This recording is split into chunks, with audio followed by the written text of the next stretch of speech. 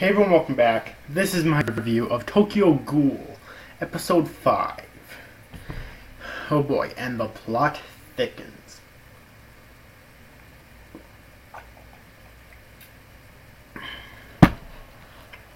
Okay, so this week's episode of Tokyo Ghoul was very interesting.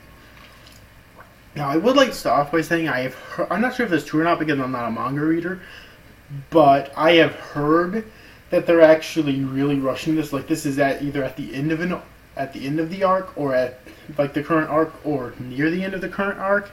It's not bothering me personally because, like I said, I'm not a manga reader. But it's very interesting. It makes me wonder why they're doing it. Who knows? I just thought I'd bring that up. Doesn't bother me because I'm not a manga reader, so I really don't give a shit. Okay. Anyways, overall, this episode of Tokyo Ghoul was very good.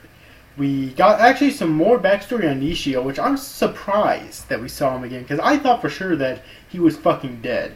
I don't remember which episode it was in, but when Kaneki basically blew a hole straight through Nishio, I thought for sure that he was going to fucking die.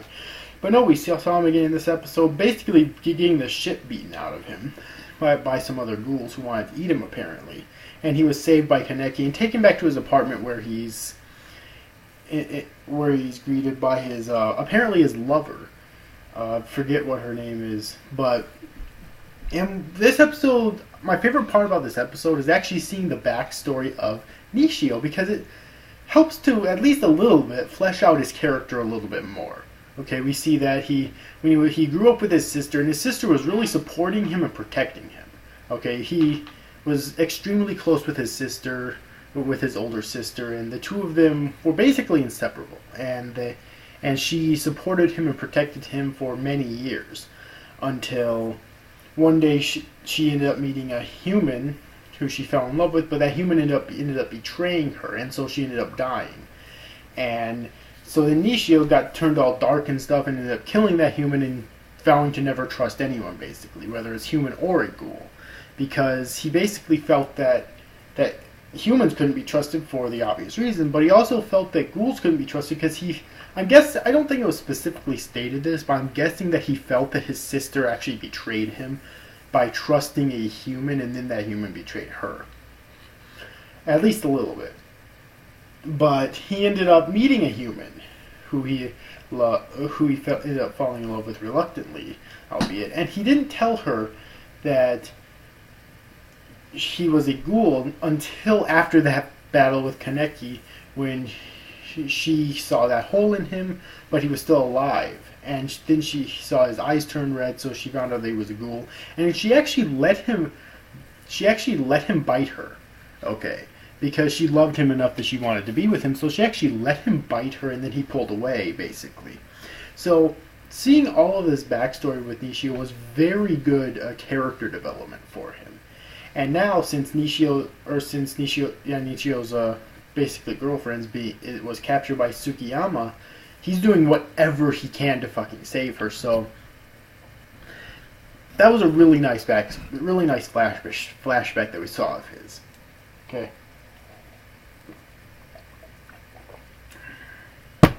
So that was my favorite part of the episode. Another really good thing in the episode was with Toko, who ended up basically showing up to help Kaneki and Nishio fight Tsukiyama, but she was failing at first, and Tsukiyama makes the comment that she actually used to be a lot stronger years ago. The two of them used to be on the same level. But at the very end of the episode, Kaneki ends up letting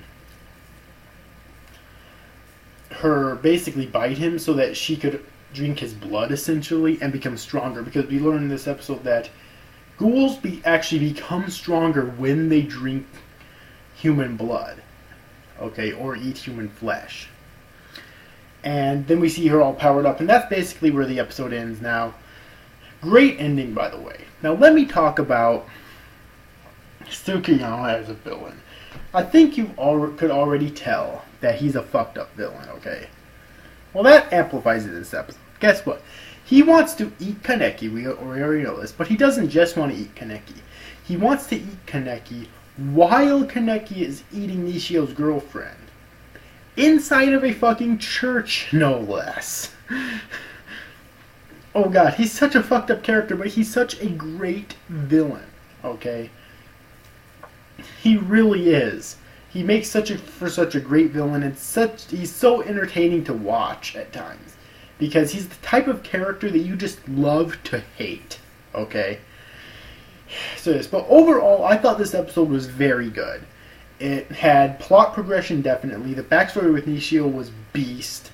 And I can't wait for the next episode to really see Toka go all out on his ass.